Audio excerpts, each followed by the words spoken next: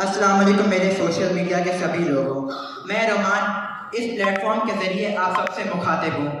मेरी इस वक्त लाइव आने की वजह ये है कि मैं आप सबसे एक हकीकत का एतराफ़ कर सकूँ। सबसे पहले मैं आपको एक तस्वीर दिखाना चाहूँगा। ये जो तस्वीर आप देख रहे हैं, दरअसल ये वो तस्वीर है जो मैंने फ़ोटोशॉप की, और जब आप तस्वीर देखने जा रहे हैं दरअसल वही असली तस्वीर है। मैं रोमान जिसने अपनी ज़िद, अपनी नादानी और अपने हसद में आके एक काबिल स्टूडेंट का फ्यूचर बर्बाद कर दिया।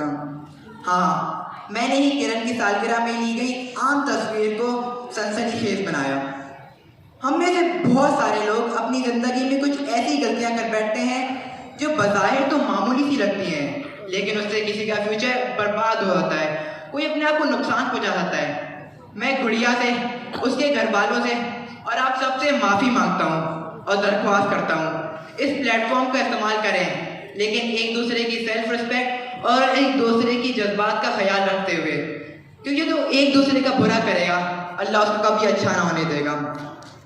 मुझे उम्मीद है कि आप सबको मेरी गलती से कुछ सीखने को मिला होगा और अब आप इस प्लेटफॉर्म का इस्तेमाल एक दूसरे की भलाई के लिए करेंगे।